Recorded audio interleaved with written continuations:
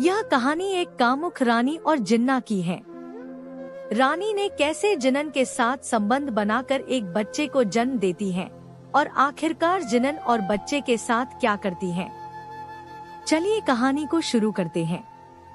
महल की ऊंची दीवारों के भीतर, जहां हर दरबारी अपनी चालों में उलझे रहते थे, रानी माया का दिल में एक अनकही और गहरी कामुक ज्वाला से जल रहा था। लेकिन रानी को शादी करना पसंद नहीं था। वह शाही कटवियों में पूरी तरह से लीन थी, लेकिन भीतर एक आग थी जो कभी बुझने का नाम नहीं लेती थी। यह आग केवल शक्ति की नहीं थी, बल्कि अपनी कामुक इच्छाओं की थी, जो समय समय पर उसके हृदय में बलवती हो जाती थी।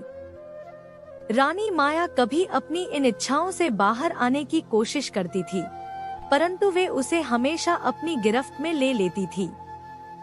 एक दिन रानी ने महल के एक पुराने कोने में एक प्राचीन चिराग देखा। ये चिराग एक जादुई आत्मा जिनन का घर था, जो सदियों से चिराग में बंद था। कहा जाता था कि जो कोई भी इस चिराग को छूता, वह उस जिनन की शक्ति और रहस्यमय आकर्षण से जोड़ जाता।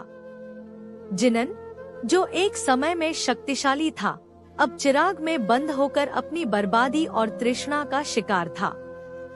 रानी माया की जब उस चिराग की चमक देखी, तो उसकी जिज्ञासा और बढ़ गई। एक रात, जब महल का हर कोना शांति में था, उसने चुपके से चिराग को उठाया। जैसे ही उसके हाथ में चिराग आया, हल्की सी लहर सी महसूस हुई और अचानक एक गहरी आवाज उसके कानों में गूंजने लगी।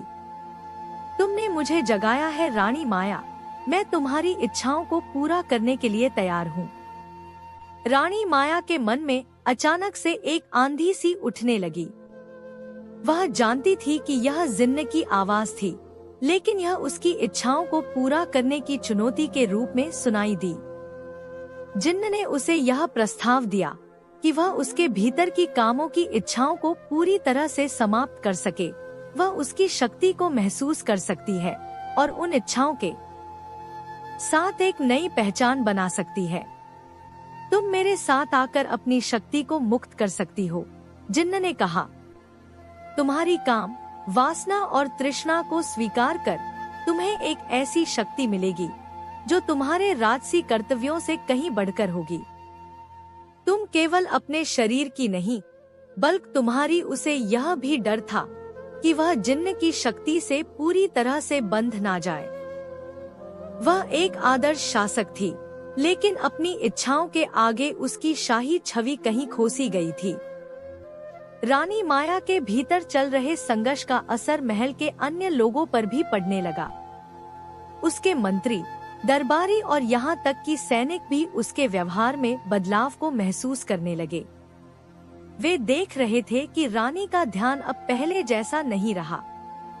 वो अक्सर सोचों में खोई रहती थी और उसकी आंखों में एक अजीब सी तृष्णा जगती थी।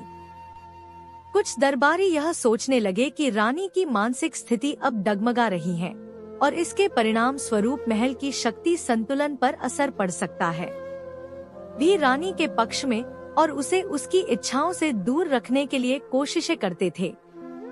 लेकिन रानी माया अब जिनन के प्रभाव में पूरी तरह से खो चुकी थी। रानी माया की इच्छाएं अब इतनी बलवती हो चुकी थी कि उसने उन्हें अपनी पूरी क्षमता के साथ महसूस करना शुरू कर दिया। चिराग और जिनन की शक्तियां उसे शरीर की नई अनुभूतियों से भर देती थी। वो महसूस करती थी कि उसका शरीर हर पल एक नई ऊर्जा से भरा हुआ था। लेकिन इसके साथ ही उसके मन में यह सवाल भी उठता था कि क्या उसकी आत्मा इस शक्ति के साथ सच्ची शांति पा सकेगी या क्या यह सिर्फ एक छलावा है। तुम्हारी इच्छाएं तो पूरी हो चुकी हैं, रानी। जिन्न की आवाज गहरी और लुभावनी हो गई। अब तुम सिर्फ अपनी सत्ता और शक्ति का अनुभव करो। अपनी शारीरिक तृष्णाओं को जागृत मत करो, नहीं तो कोई भी बंधन तुम्हें रोक नहीं सकता। लेकिन रानी माया को धीरे धीरे यह एहसास होने लगा कि जब उसने अपनी इच्छाओं को पूरी तरह से अपनाया, तो उसकी आत्मा का संतुलन बिगड़ने लगा। वह जिनन के साथ जितना शारीरिक संबंध बनाती, उतनी ही वह अपने आसपास के लोगों से दूर हो रही थी। उसका डर यह था कि कहीं वह अपनी शाही स्थिति और महल की जिम्मेदारियों को खो न दे। एक रात जब रानी माया जिनन की शक्ति का पूरा अनुभव कर रही थी, उसे अचानक यह महसूस हुआ कि अब वह अपनी इच्छाओं से बाहर नहीं निकल सकती। जिनन की शक्ति ने उसे पूरी तरह से घेर लिया था, लेकिन इसी समय एक अंदरूनी आवाज ने उसे बताया कि अब वह सिर्फ अपनी इच्छाओं और शक्ति के भरोसे नहीं जी सकती। लेकिन रानी माया ने एक और गहरी सांस ली और अपने भीतर की इच्छाओं को पूरी तरह से शांत किया। उसने अपने मानसिक और शारीरिक बल को इस संघर्ष से बाहर निकाला और अपनी शक्ति को पूरी तरह से नियंत्रण में रखा। मैं तुम्हारे जाल में नहीं फंसी, जिन्न, उसने धीरे से कहा। मैं अपनी आंतरिक शांति को पा चुकी हूँ। इसकी प्रतिक्रिया में जिन्न ने महल के भीतर एक जोरदार शोर किया, जैसे वह अपनी शक्ति के पतन को महसूस कर रहा हो। लेकिन रानी माया का दृढ़ निश्चय उसे अब हरा चुका था। उसकी इच्छाएं और तृष्णाएं अब उस पर हावी नहीं हो रही थी। तुम्हारा खेल खत्म हुआ जिन्न, रानी माया ने कहा। मैंने तुम्हें अपनी इच्छाओं से मुक्त किया है। यह सुनकर जिन्न की शक्ति धीरे धीरे चिराग के भीतर समा गई।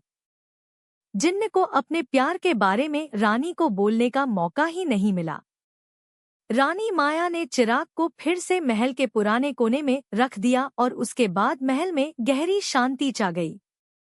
उसकी इच्छाएं अब संतुलित हो चुकी थी और वह अपनी शक्ति को सही दिशा में इस्तेमाल करने के लिए तैयार थी। हालांकि रानी माया ने अपनी आंतरिक लड़ाई जीत ली थी, लेकिन महल में सब कुछ पहले जैसा नहीं रहा।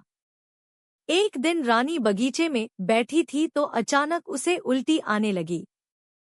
रानी ने महसूस किया कि वह गर्भवती है। रानी माया की गर्भवती होने की खबर महल में जैसे ही फैली, सभी दरबारी और महल के लोग चौंक गए।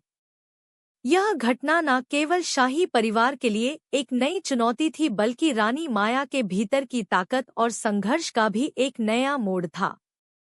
रानी माया ने महल के आंतरिक गोपनीय स्थानों में खुद को बंद कर लिया और मनन में डूब वह सोचने लगी कि इस बच्चे के साथ उसकी इच्छाएं और शक्तियां क्या हो सकती हैं। क्या वह अपने बच्चे को इस दुनिया में लाकर एक नया संघर्ष शुरू करेगी। लेकिन रानी माया को धीरे धीरे यह एहसास होने लगा कि जब उसने अपनी इच्छाओं को पूरी तरह से अपनाया तो उसकी आत्मा का संतुलन बिगड़ने लगा।